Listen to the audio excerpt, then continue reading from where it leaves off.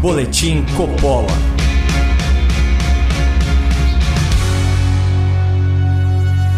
Sejam muito bem-vindos ao Boletim Coppola sobre ataques à liberdade religiosa. O direito de crença é um marco civilizatório da humanidade, um direito fundamental em qualquer democracia. Isso porque o respeito à fé alheia é o primeiro passo para uma sociedade que se pretenda tolerante, empática, fraterna e livre para expressar suas opiniões. Nossa Constituição consagra essa garantia em seu artigo 5º, inciso 6. É inviolável a liberdade de consciência e de crença, sendo assegurado o livre exercício dos cultos religiosos e garantida, na forma da lei, a proteção aos locais de culto e às suas liturgias. Por outro lado, as grandes tiranias, as grandes ditaduras pelo mundo procuram silenciar as religiões e combater a própria ideia de Deus. Karl Marx, ideólogo do comunismo, se referia à espiritualidade como o ópio do povo, uma droga que entorpecia os trabalhadores e os impedia de acessar a consciência revolucionária e assim pegar em armas e aniquilar seus opressores. Contabilizando aí guerras civis, fome, genocídio, perseguições religiosas e políticas, o comunismo e o socialismo são as ideologias responsáveis pela maior quantidade de mortes violentas na história da humanidade. Estudiosos estimam que governos de inspiração comunista mataram algo em torno de 65 e 100 milhões de pessoas deliberadamente. E alguns desses monstros merecem destaque especial.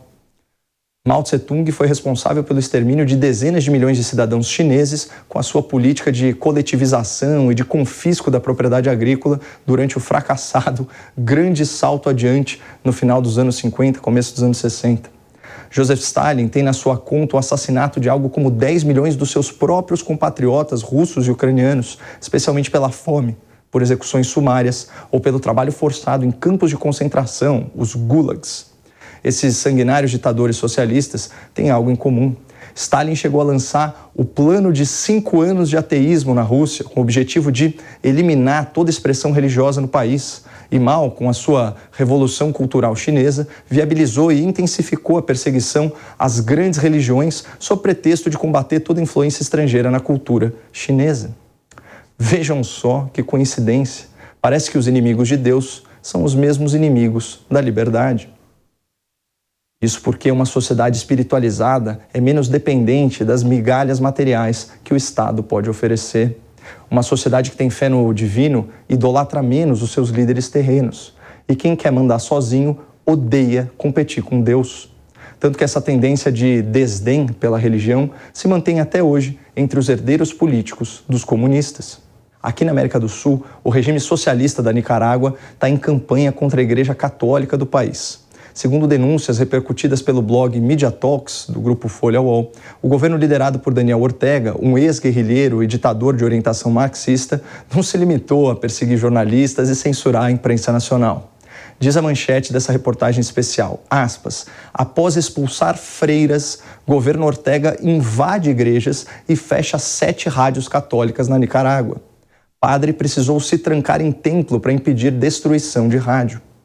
Aqui no Brasil, a União das Igrejas e Pastores Evangélicos publicou nota sobre o episódio. Aspas, recentemente, freiras da Associação Missionárias da Caridade, fundada pela Madre Teresa de Calcutá, foram expulsas da Nicarágua, sendo escoltadas pela polícia e tendo de deixar o país a pé. Agora, veículos de comunicação associados à igreja tiveram seus templos invadidos para que equipamentos fossem apreendidos. Há notícias de pessoas presas e feridas. A perseguição à Igreja Católica na Nicarágua tem se intensificado desde 2018 e, segundo comunicadores locais, nesse ano o regime de Ortega tem aumentado ainda mais a pressão. Estranhamente, os grandes veículos de comunicação da velha imprensa, sempre tão preocupada com os direitos humanos, não emitiram nem um pio. Mas vejam só quem se manifestou recentemente sobre o ditador Daniel Ortega, o responsável pela morte de mais de 300 opositores políticos desde 2018 e que já está no seu 4º mandato consecutivo após uma eleição que não foi reconhecida pela comunidade internacional. O ex-presidente Luiz Inácio Lula da Silva minimizou a reeleição do ditador da Nicarágua, Daniel Ortega, e traçou uma comparação com o tempo de poder da chanceler alemã Angela Merkel, eleita democraticamente. A declaração foi feita durante entrevista ao jornal espanhol El País. O próprio Lula divulgou o vídeo em redes sociais. E uma das jornalistas presentes na entrevista rebateu Lula imediatamente. Vamos ouvir um trecho então desta entrevista. Eu não posso ficar torcendo. Por que a Angela Merkel pode ficar 16 anos no poder e Daniel Ortega não? Por que o Felipe González aqui pode ficar 14 anos no poder? Qual é a lógica?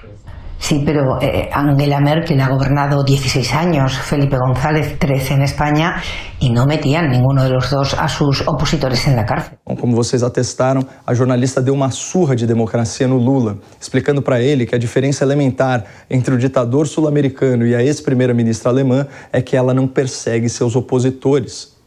E eu me pergunto, cadê o jornalismo independente do Brasil para constranger Lula a reconhecer que Daniel Ortega é sim um ditador que exila, que prende, que tortura e que mata sua oposição? Um socialista que viola a liberdade religiosa e o direito de crença do seu povo, chegando ao cúmulo de invadir igrejas e praticar violência contra freiras indefesas. Eu encerro esse boletim citando trechos de um artigo em defesa do direito de crença assinado por Tiago Rafael Vieira e Jean Marques Regina para o jornal Gazeta do Povo. A liberdade religiosa é muito mais que uma proteção para os crentes. A liberdade religiosa é estruturante do Estado moderno e da democracia. Se as pessoas tiverem assegurados os seus direitos de crer, de não crer e de viverem suas vidas conforme suas crenças e dogmas, o princípio da dignidade estará entronizado, a cidadania efetivada e os valores sociais do trabalho e da livre iniciativa mantidos. Quando o crédulo e o incréu podem viver suas vidas nos moldes das suas consciências, eles estudam, empreendem e trabalham com mais afinco e participam da vida da cidade, do país com maior interesse. Por outro lado, quando são perseguidos por suas escolhas de consciência, vivem retraídos, com medo de serem descobertos. O impacto na sua dignidade é óbvio e a cidadania deixa de ser efetiva, pois ser cidadão é ser livre. Não há democracia que resista à mitigação, ao enfraquecimento da liberdade religiosa. Muito obrigado, não percam a esperança no Brasil e fiquem com Deus.